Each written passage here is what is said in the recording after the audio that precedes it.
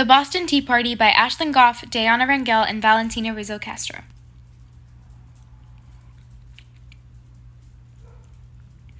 Before we begin, there are a few words that you should know.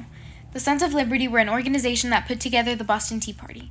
The laws of Parliament were the intolerable acts set as a response of the Boston Tea Party.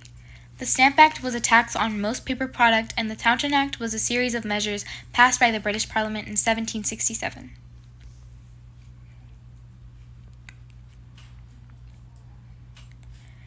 Before the Boston Tea Party, the British needed a way to pay their debt off from the French and Indian War. The British decided to pass the Tea Act.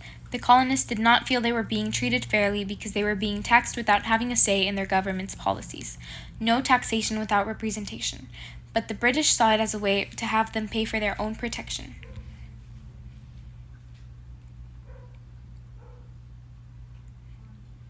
With the Boston Tea Party, they showed how they weren't going to be pushed around by the unfair taxes that the British were pushing on them. It was a fight between the British and America, and they weren't going to stop. It was one of the many rebellious acts that were made to start a very long-lasting fight for American independence from Great Britain.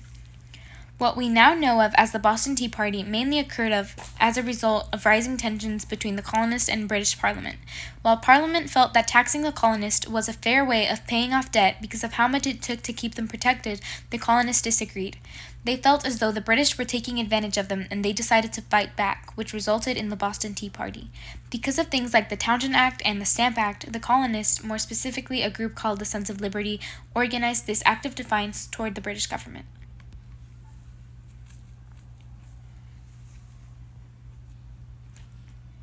In 1773, a group of colonists from Boston boarded ships owned by the British East India Company and threw chests of tea into the Boston harbor. They were revolting against the persistent efforts of Great Britain to legislate taxes without colonial representation in the British Parliament. This event became known as the Boston Tea Party. The colonists threw more than 92,000 pounds of tea into the harbor, which was 342 chests.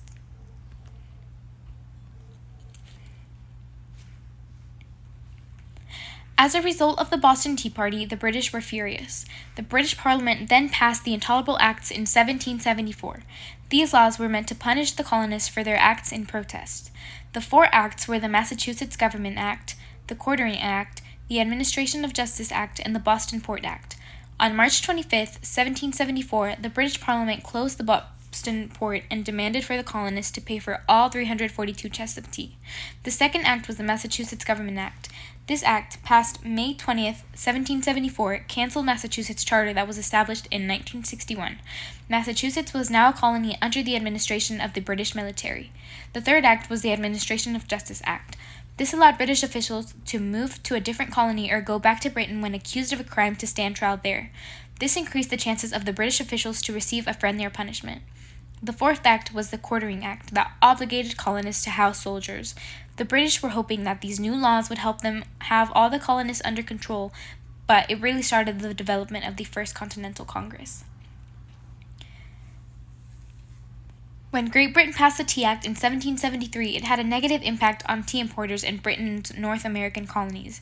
They resented that the British East India Company now had a monopoly on trading tea in North America.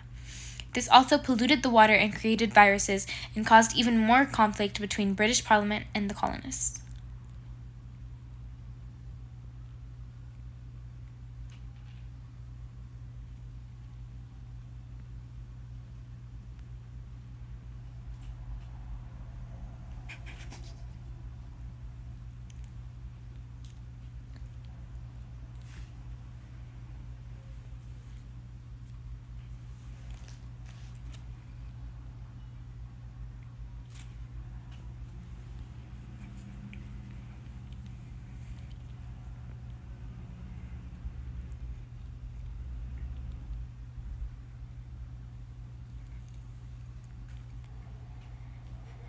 Although the colonists tried to communicate their thoughts to the British Parliament in a peaceful verbal way, they were ignored and taken advantage of. Even though some colonists had differing opinions, it was generally thought among the colonists that they should at least have a say in the laws they were expected to follow. The way they got their thoughts across initially is a perfect example of diplomacy, and they debated within themselves about the best way to express this. When being civil did not work, they resorted to what they viewed as their last choice, thus igniting a spark among themselves to defy the British.